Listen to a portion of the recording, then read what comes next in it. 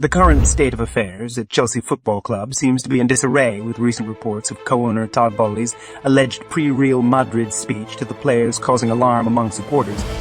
Boehly and fellow board members Behdad, Eghbali and Hansjorg Wyss visited the dressing room after Saturday's home defeat by Brighton, where the American reportedly told the squad that their season had been embarrassing, and singled out one senior player, signed for big money in the past year, for heavy criticism. I remember the moments as a player of owners first coming into dressing rooms. Actually happened here at Chelsea, and it never really happened to me before. And I remember being really happy that the owner, you could touch them, you could high-five them, you could listen to them and feel them. So I don't think that's a bad thing in terms of the identity of the club and where you want to get to. So I have no problem with it, and from my point of view, I had my things to say after the game. If an owner comes in and wants to be positive, wants to speak to the players, then I think it's absolutely his part to do that. And like Kepa, I think, has said there, that it can be very regular in the modern day. No problem. In fact, it shows passion, and that's the first thing that I like. So, yeah, that's it. While there may be nothing wrong with an owner occasionally entering the dressing room, the details of Boehly's speech and his alleged heavy criticism of one senior player seem to have done more harm than good. Todd Boehly's made himself look foolish with certain things that he's said and done.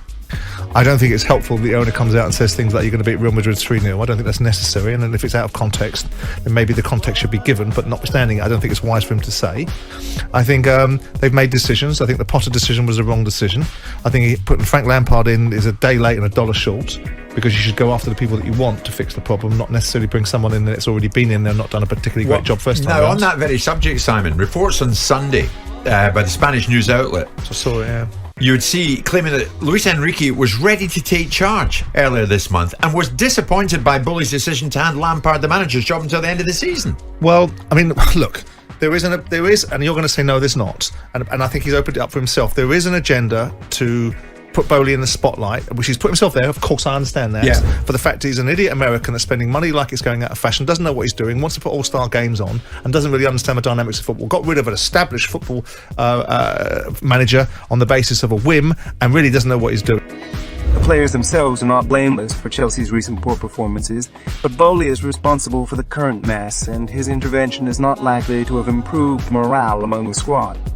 Additionally, Boehly's alleged remarks about the football tactics and formations indicate his lack of experience and knowledge in English football. Interim coach Frank Lampard is also under scrutiny, as his appointment has proven to be decent peer, but ill-suited to what Chelsea needs from a coach. A bloated squad in need of consistency and stability is being subjected to further changes under Lampard, who has used 3 different formations in as many games and made multiple changes to the starting lineup. Chelsea has a chance to change the narrative around Boehly and Lampard with a win against Real Madrid, but as it stands, the relationship between the co-owner and the coach looks like another blunder in a series of misjudgments by Boehly.